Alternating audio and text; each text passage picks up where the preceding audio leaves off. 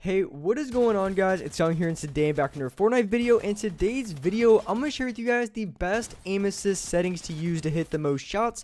So if you guys are looking to improve your aim or looking for some very good tips and tricks and also some settings to use to help you aim a lot better in this game, definitely stay tuned in the video because these tips will help you guys out a ton if you are looking to hit more shots and improve your aim. And real quick, before we get into the video, I have a V-Buck giveaway. I give away 2,000 V-Bucks every single Friday. So if you guys would like to participate and enter the giveaway, all you guys have to do is to drop a like on this video. Make sure you guys do subscribe to the channel. Make sure you guys do hit that post notification bell so you guys get notified for every single new upload and when I announce the winners on every Friday. And as well, drop a comment down below of either your Xbox gamer tag, your PSN gamer tag, or Epic account, and you guys will be automatically entered into the next giveaway. Also, make sure you guys have me added and supported as a creator in the item shop. All you guys have to do is go down to the bottom right, click on support a creator, type in my creator code, which is Young Humor, hit accept. Just remember it changes every 2 weeks, so make sure you guys double check that you have it in. And alright guys, let's go right to the video. Alright, so in this video, I want to share with you guys 3 specific tips that you guys can use to improve your aim, and as well as some settings that to change that is going to help you guys out tremendously. So when it comes to aiming in this game, in my opinion, the hardest shots to hit are going to be from the range that I'm standing at, which is I would say a hip fire range, but maybe a box length away, or maybe just slightly closer or further away. That is going to be the hardest shots to hit, especially on linear settings, just because you have to make the small analog sticks to adjust, and it can be very difficult to do so if you play on the wrong settings. So the first thing that you guys want to change if you want to improve your aim dramatically is going to be in the dead zone category. Now, when you are changing your dead zone, there's a special thing that I do that really helps me out a lot. So a lot of you guys probably play on the same dead zone. So you guys probably play on like, say, a 17% and a 17, or maybe you guys play on like a 10, or maybe you guys play on a 20, whatever the case may be. There's a specific thing that you guys want to do to help you hit way more shots. So when it comes to dead zone, usually the recommendation is you really want to play on a dead zone without having any stick drift. But when you're choosing your dead zones, you really want to play on as low as you possibly can. But there's kind of a catch to it, because when it comes to choosing your dead zones, when you play on a lower dead zone, it makes everything feel super responsive, but of course the trade-off is you're going to have a little bit of stick drift.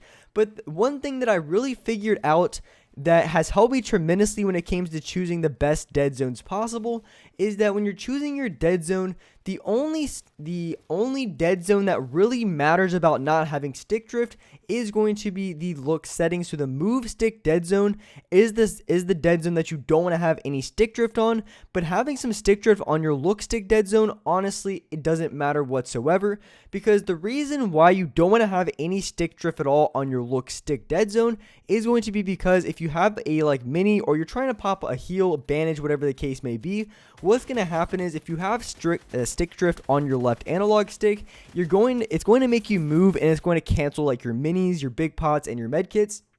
But if you have some stick drift on your look stick dead zone, it honestly doesn't even matter, and as long as you're moving, you're not even going to notice the stick drift at all. So what you want to do is you want to play on a dead zone that doesn't have any stick drift for your move stick dead zone. But when it comes to your look stick dead zone, you want to play on a lower dead zone. So you want to play on something that has no stick drift on the first one, and the second one play as low as you possibly can. And it honestly doesn't even matter if you have stick drift on your look analog stick, as long as your left one doesn't. And that's what I would highly recommend for you guys to try out, because when you play in a lower dead zone, everything feels super responsive. So it's something you definitely want to put on and to try out, and I guarantee everything feels way more responsive, and you're going to be hitting way more shots. So when it comes to your look stick dead zone, try to play in the single digits as far as the percentage that you play on. So try to play in single digits if you can, and that's going to help you guys out a lot. So when it comes, the next setting you guys want to look at is going to be in your bind settings. Now you have the Xbox One controller platform and you have the PS4 controller platform, and if you guys have ever switched between the two, they feel completely different. The Xbox One feels a little bit more of a linear, looser feel, and then the PS4 one feels a little bit more stiff. I can't really best describe. That's the best description I can give. But if you guys change in between the PS4 one and the Xbox, you guys will definitely notice that there is a difference between the two.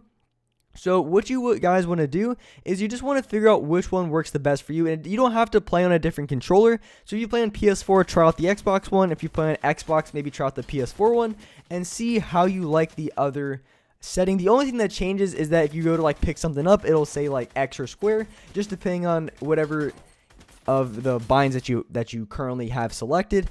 But when it comes to how everything feels, it could actually really improve your aim dramatically if you find that the other configuration is more beneficial to you. Because like I said, they do feel different. I think it really does come down to a personal preference. I probably would still play on the Xbox one because like I said, it gives it a little bit more of a looser linear feel. And the reason why I really like that is because it helps me out a ton when it comes to building and editing. But I think the PS4 one is also good as well. I can build just fine on there too. I just think that the PS4 one has a little bit more of a rigid feel. It's a little bit more stiff, so I think that could actually be a lot better for aiming at range. I just think that's just my personal opinion. But like I said, you just want to try out both of them and see what works best. If you still think that the one that you currently play on is the best, then stick to it. But it is something you might want to consider changing that could really help out a ton when it comes to hitting more shots from range, close range, or even medium range, and just any shots overall. So definitely give that a look, and that could actually really improve your game and help you out tremendously when it comes to hitting more shots and improving your accuracy. And so the third setting that you guys want to change and to give a look is going to be your look dampening time. Now, as far as your look dampening time, I highly recommend this setting a lot, and I'm starting to use it a lot more. I took it off for a little bit, but I noticed my aim starting to drift a little bit when I didn't have it on at all, so I wanted to really recommend this setting. Now, as far as what you want to play on, I've seen people play on all different settings. I've seen people play on like a little bit of a lower one. I've seen people all the way up to 20, but I would recommend is putting on a 0.08 and then moving from there. I feel like that's a good middle ground for a look dampening time. Now, if you guys don't know what this setting does, basically all it does is it kind of adds like an extra dead zone to your analog sticks. In a way, it's not necessarily like a dead zone. It's not exactly the same, but it kind of feels a little bit like one. And if you guys don't know what I'm talking about, literally just put the look dampening time all the way up and you guys will feel a dramatic difference, and you guys can kind of understand how it feels. But the reason why you want to put on a little bit of a look dampening time is because it helps you a ton when it comes to making that small analog stick adjustments, which is very important because if you're aiming from range or if you're aiming from a medium distance as far as hip fire or shotgun shots, it's going to be very difficult to hit your shots if you can't make those adjustments.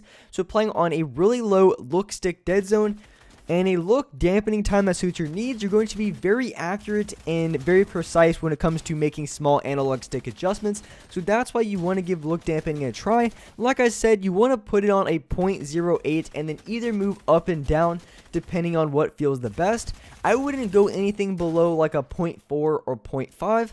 I mean like 0.04, 0.05, because you really wouldn't feel anything too much. It just wouldn't make a difference. But I really wouldn't recommend going above a 0.2, because above a 0.2, I just don't even see how. It just feels like it's too much. It just feels too stiff. So you want to find something that just fits right with you. So I recommend anything from a 0.05 to a 0.20. Anything in that range I think is going to be very good.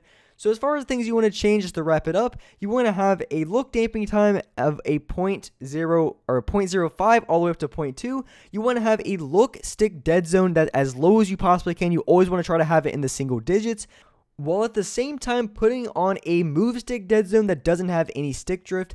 And then the last thing you want to do is you want to try out between the Xbox One and the PS4 controller platform configuration.